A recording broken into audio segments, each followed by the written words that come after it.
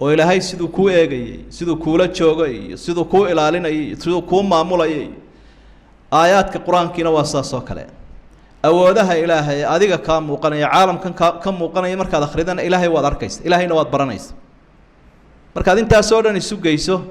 ee aad ku qanacdo ilaahay inuu joogo oo uu kula joogo adiga oo uu jiro oo uu ku eegayo oo uu ku maqlayo oo uu ku arkayo oo adigu aanad arkaynin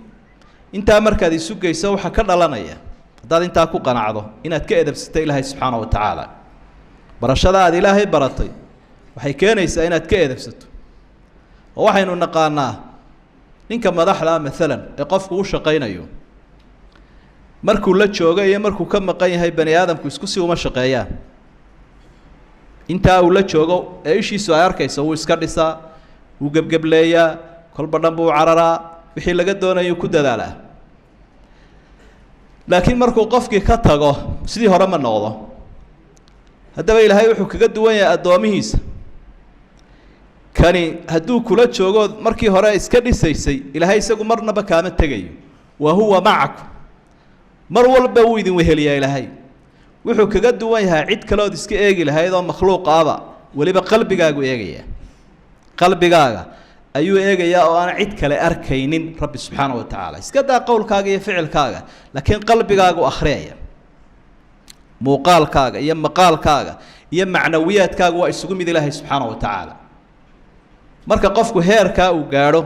atacaruf cala allahi baa lahay ilaahay buu bartay waxaa markaa uu yeelanayaa askari isaga ilaaliya oo garashadaa ilaahay uu gartaya oo damiirkiisii oo toosaya naftiisii waxay gaadhaysaa in lagu tilmaamo allawaama nafta qofka canaanata nafina waa alamaara qofkay xumaanta faraysaayo waa nafta aan ilaahay arkayn ama aan ilaahay baranin nafina waa allawaama qofkiiba ilaahay addoonkiibaa canaananaysaayo markuu islaa xaaraanta same oo sawkan ilaahay kula joogay ku eegaya waajibka markuu isidhaahdo ka tag oo sawkan ilaahay ku wehelinaya ee ku arkaya markuu isidhaahdo cibaadada ka sii jees oo soo adigan ilaahay hor taagan atacaruf cala allah waxay kordhisaa nolosha qofka macnay u samaysaa addoon dhababay ka dhigtaa inaynu arrintaa kordhinaano waa laga maarmaan waxyaabaha aynu ku isticdaadayno ama ku diyaar garoobayno waxaa ka mid ah al-isticdaad biitibaaci rasuuli sala allahu calayhi wasalam maxabati inaynu nebiga ku dayano aynu jeclaano dabeedna aad siiradiisa akhrida markay ramadaan soo galayso muxuu samayn jiray siduu u diyaarin jiray naftiisa ehelkiisa ummaddiisa haddaad cid jeceshahayna macnaheedu waxa weeye inaad ku dayato qofka aad jeceshahay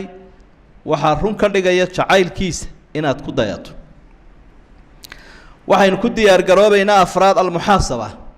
inaynu nafteenna xisaabinno qofka bani aadamkii markuu doonayo inuu guulaysto dhaqaalihiisa horumarkiisa cid ay wada xidhiidhayaan dowlad shacab wuxuu isku dayaa inuu aqoon u yeesho waxa mumtalakaadkiisa iyo maal wuxuu leeyahay xisaab xidh buu sii sameeyaa oo dadku la tashan karaabuu ayuu la tashanayaa oo wax diyaar u la yimaadaa kii kalena dee isagoo fashilan buu tegayaa cidduu la xisaabtamaya cidduu la kulmayaba meeluu marayaba aan garanayn idan si aynu guul u gaadhno aakhiro ilaahay hortiisa waa inuu qofku naftiisa intanuu joogo adduunyada xisaabiyaa khayrka waktiga khayrka markaad kusii socotana xisaabtiisii kordhisaa sirta nolosha saxaabadii nabiga ka fahmay maqaaladahoodii mid qaar qaaliya bay ahaayeen oo dhaxal galay waxyiga u egaaday cumar binu khadaab wuxuu lahaa naftiina xisaabiya intaan la idin xisaabinin camalkiina miisaama inta aan la idin miisaamin markuu qofku naftiisa xisaabiyo saddex arrimood buu ka dhaxlaa inuu ceebtiisa garto iyo inuu ilaahay ka cabsado iyo inuu jannada ku guulaysto waxaynu ku diyaar garoobaynaa shanaad al-isticdaadu biluzuumi alistiqaama waa inaynu tubtii toosnayd ee aynu ka baydhbaydhayno islaamka iyo diinta aynu naftii ku hagaajinaa istiqaamadoo la kordhiyo istiqaamada waxa weeye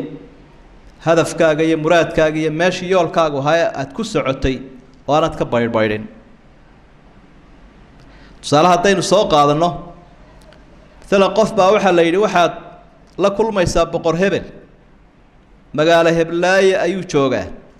halkaasuu kugu casuumayaa waddada loo maraano waa taa xaadhan ee halkaa cade furan inta raaxada kaaga hadhay waa intaad isaga gaadhayso intaa waad sii yaraha raadi xoogaa bacadaad la sii kulmi laakiin markaad isaga gaadho markaasaad wax walba iska dhigto rafaada boqorkaasi waa ilaahay subxaanahu wa tacaala magaaladaa uu kugu casuumayaana waa jannada dariiqanaad maraysaana waa ki islaamka haddaba haddii steerinkaaga intood qabato aad ku hagaajiso waddadaa oo si fiican aad u hayso ilaahay baad hoosgeliyaad gaari doontaa isna gacantu ku qabano casuumaddu ku geyn hadduu gaadhigu kula taraaro oo marna waddada uu xaggaa uga baxo marna uu xaggaa uga baxo haadaan unbad ka dhacaysa